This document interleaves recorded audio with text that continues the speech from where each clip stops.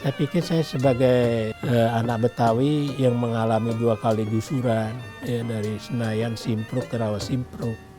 Dan kampung saya ini udah di tengah kota sekarang, udah dikelilingi oleh apartemen dan hotel-hotel di Simpruk ini.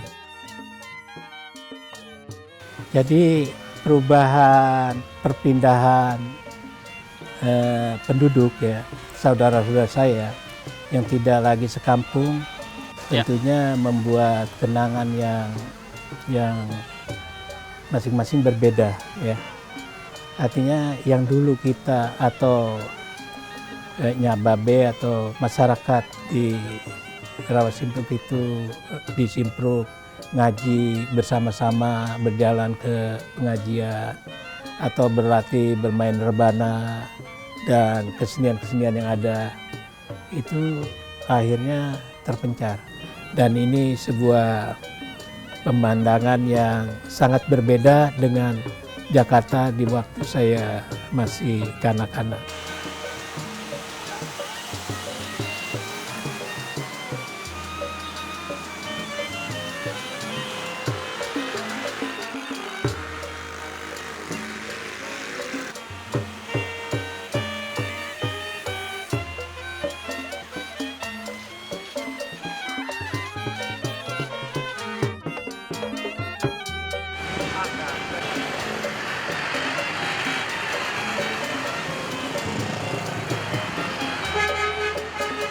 Cerita tentang hujan, fashion, tentang bagaimana mereka menyesuaikan pakaian dengan kendaraan umum yang jelek pada waktu itu. Mereka bawa sepatu 2, satu untuk naik kendaraan umum, satu untuk di kantor high heel, satu untuk jalan di trotoar yang bagus, kayak gitu-gitu. Jadi banyak cerita yang saya dapatkan dari persinggungan saya mengamati dan berada di lokasi sepanjang Jalan Sudirman Tamrin. Tapi secara umum, ya tentu saja Jakarta sekarang lebih baik, toleransi lebih baik, ya segala macam. Pindah dari satu tempat ke tempat lain itu sekarang luar biasa mudahnya.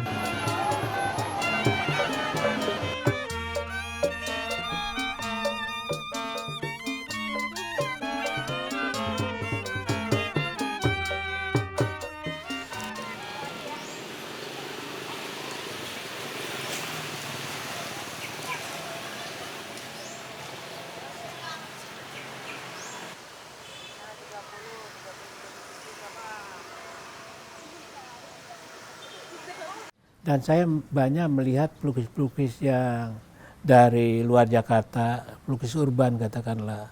Dan menetap di Jakarta mereka tidak melukiskan tentang seni budaya Betawi. Nah dari situlah saya tertantang sebagai anak Betawi untuk melukiskan daerah saya. Jakarta waktu kecil itu sejuk sekali dan saya bermain-main layaknya seorang di kampung ya, kampung Jakarta di Simpruk. Itu tumbuhan, semua tumbuhan ada di sana. Buah-buahan ada di sana. Dari mulai buah kecapi, buah mangga, buah kedongdong ya, sampai durian, nangka, pisang, jambu, rambutan, duku. Semua ada, luar biasa itu.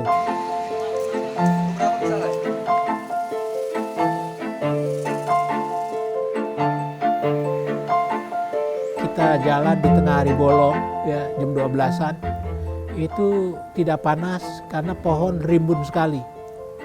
Jadi sinar matahari sulit tembus ke tanah, saking rimbunnya pohon itu. Itu di mana saja itu kita jalan. Itu kehidupan yang betul-betul sangat indah dan sampai saat ini di usia saya yang 62 tahun masih saya kenal keindahan itu. Tahun 70-an sampai 73 mulailah penggusuran dimulai dari Simpruk itu. Dibuat trail estate, ya, Simpruk pertama dan saya mengalami itu.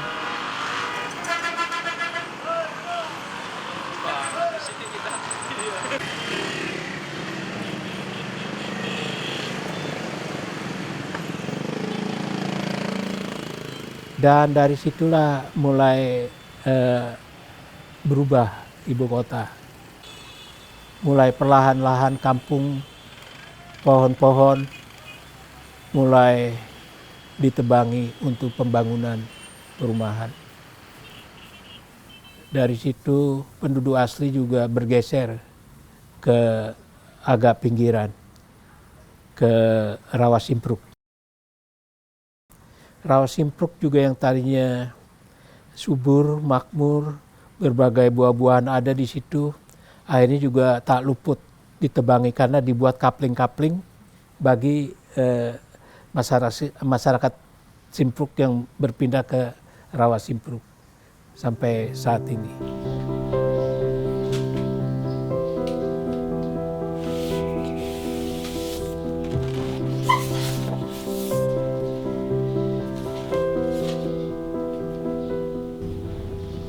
Sebetulnya penggusuran itu mengakibatkan tercerainya masyarakat, sehingga biasa komunitas yang ada pada waktu itu dia tercerai, otomatis menggusur keseniannya juga begitu ya. Karena untuk latihan-latihan lagi kan jaraknya sudah semakin menjauh, tinggalnya tidak di satu tempat lagi. Karena siapapun yang tinggal di Jakarta itu butuh kesenian. Kesenian adalah penghalus jiwa. Sehingga dengan berkesenian, dengan menonton kesenian, dengan mengapresiasi kesenian, manusia bisa ada keseimbangan.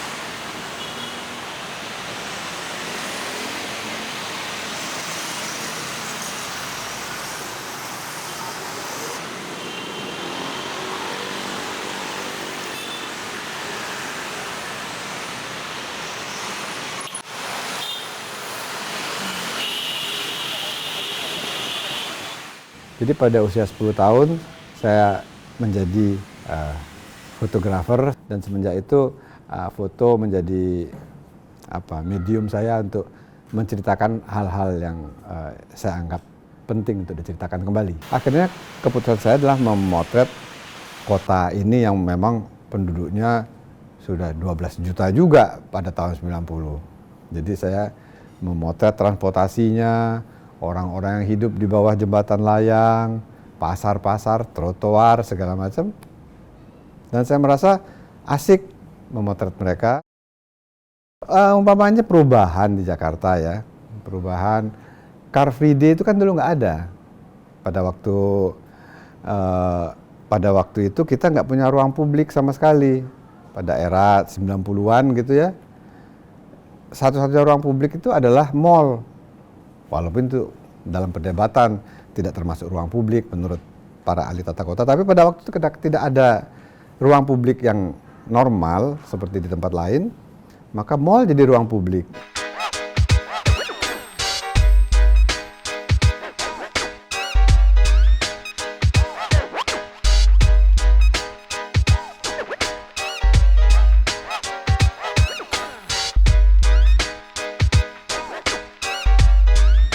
Ya plus minus ya, ada buruk, ada bagusnya. Tapi hal bagusnya adalah masyarakat Indonesia itu pada waktu itu belajar tentang kesantunan modern di mall justru. Bahwa di tempat umum tidak baik merokok, tidak boleh meludah. Kalau ada cewek berpakaian seksi dan cantik, nggak layak kamu suat-suit. Itu semua dipelajari di mall.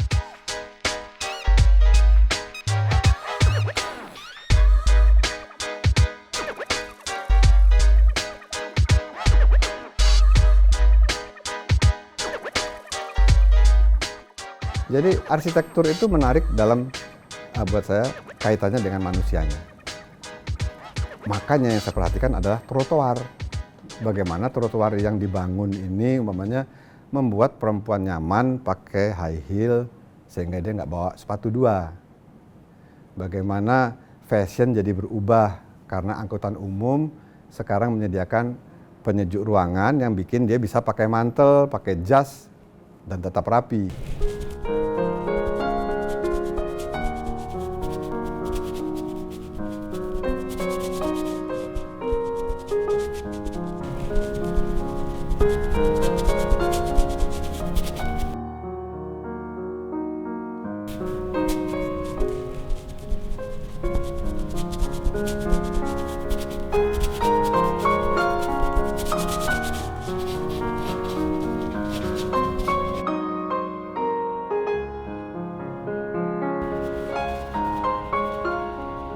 Tahun-tahun 80-an, waktu itu transportasi memang kereta api terutama di Jabodetabek ini sangat seperti orang bermain akrobat saya lihat.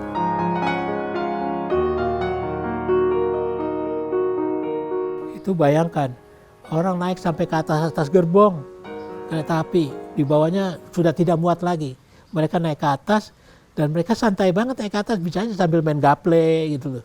Di atas gerbong kereta sedang melaju jalan gitu.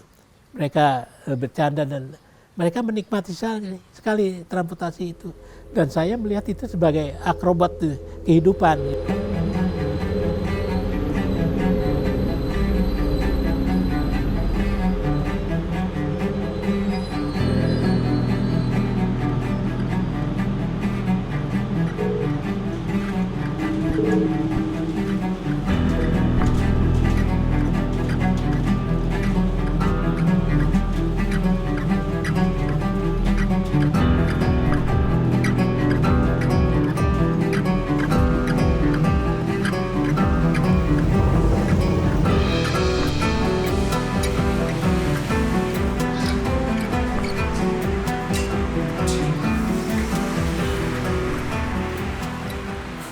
Akhir-akhir ini pertumbuhan Jakarta sangat pesat. Women on Street, itu saya foto, saya launching buku itu Agustus tahun lalu. Semua kekacauan di jalan pada waktu itu, sekarang sudah tidak bisa saya temui lagi. Totally different, berubah. Saya yakin 5 tahun ke depan kita tidak akan mengenali Jakarta yang sekarang.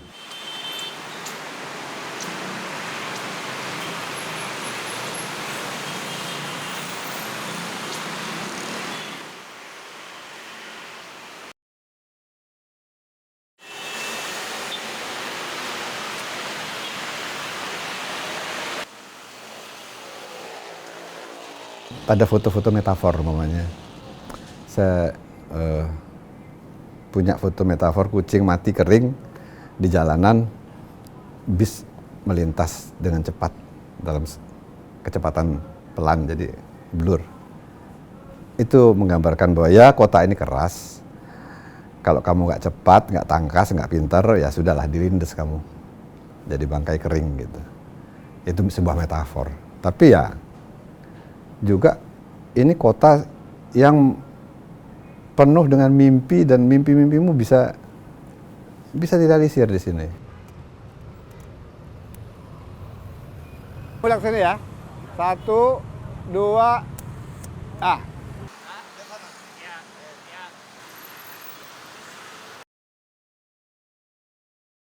Jadi kerjaan saya itu memotret setiap hari. Apapun kejadian di mana saya kenal semua gerakan mahasiswa, bahkan mulai kenal polisi. Jadi saya terlibat dalam keseharian itu dan bahkan pada waktu demo di KPU yang terkenal sebagai KPU berdarah itu pada waktu itu tanggal 1 Juli ya, ulang tahun Polri, justru Polri melakukan kekerasan terhadap demo mahasiswa.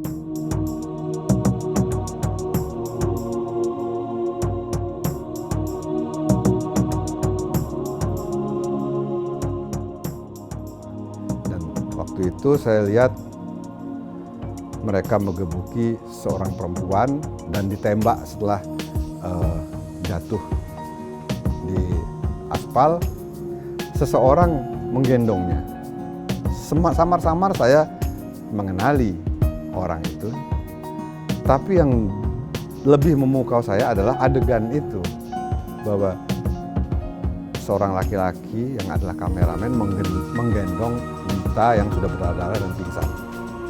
Itu menggoda sekali tuh di foto, karena ini arketip kita ya, kita tahu yang lukisan Pieta, Yesus digendong oleh Maria, itu tuh otomatis seorang fotografer, seorang pelukis itu tahu ini mirip ini dan sangat mudah dipahami orang.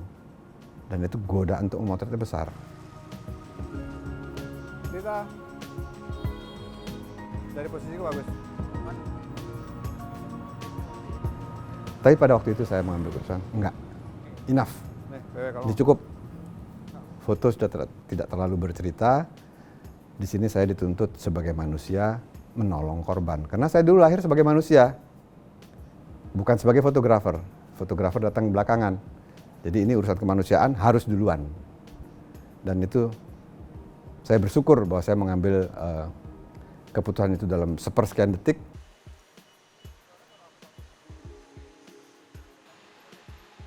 Maksudnya saya sempat ragu-ragu, sepersekian detik, dan akhirnya saya tutup kamera, saya gendong Dita.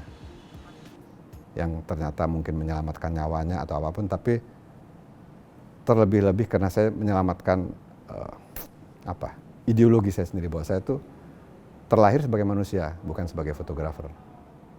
Itu embel-embel belakangan. Jadi kemanusiaan itu selalu harus di depan dalam segala dalam segala situasi.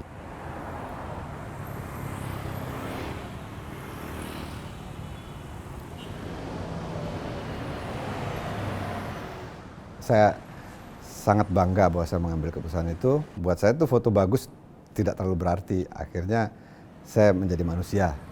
Maksudnya tuntutan untuk saya menjadi manusia itu saya penuhi. Iya, saya dapat foto bagus bisa di tempat lain, dimanapun. Tapi tidak dari atas kesengsaraan orang.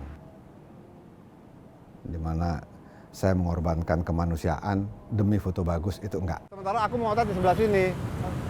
Ini di sini parkir mobilnya Buyung Nasution. Mobilnya udah dari awal tak incer nih, kalau ada apa-apa gua naik, gua motret.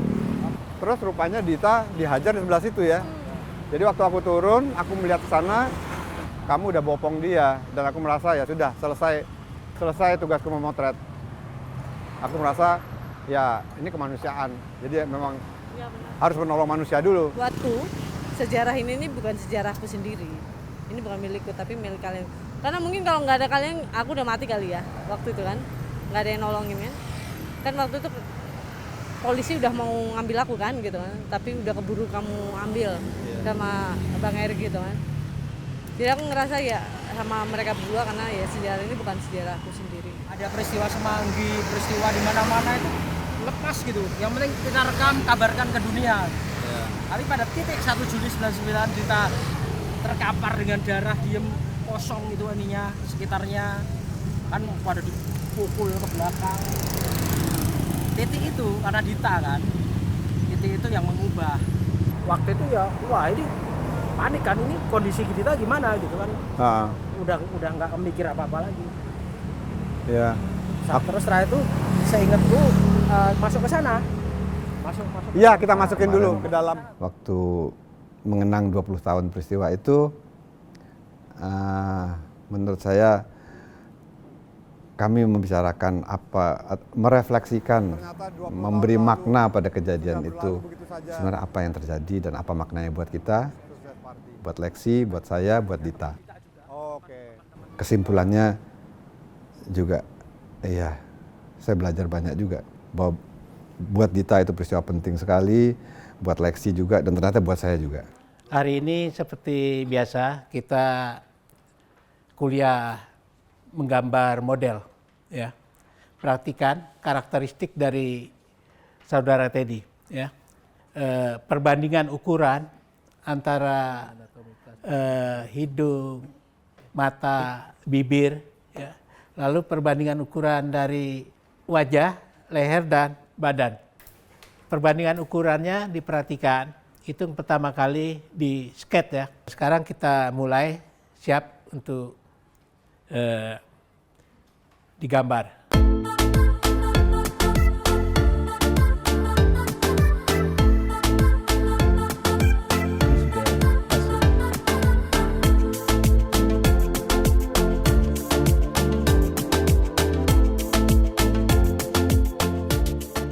Ya, kota Jakarta sebagai megapolitan yang ideal ya di situ harus juga tumbuh budaya setempat sebagai perekat budaya nasional.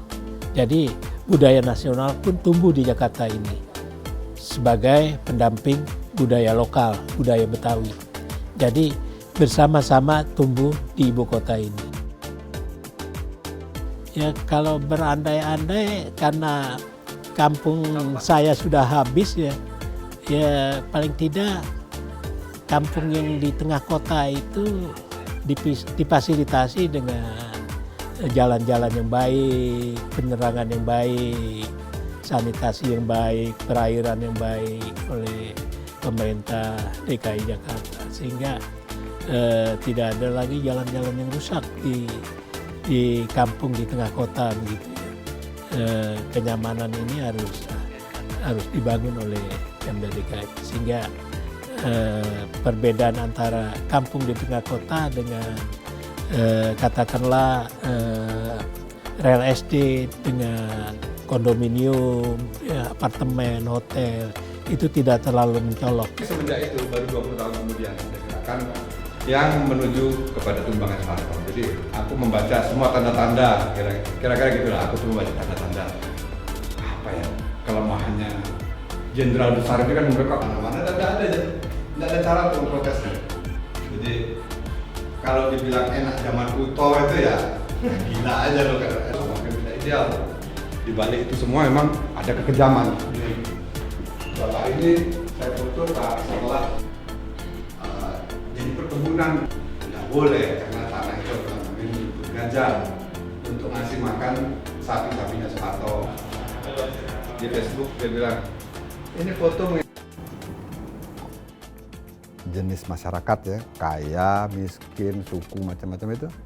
Jakarta ini sebenarnya idealnya memberi tempat dan bertoleransi yang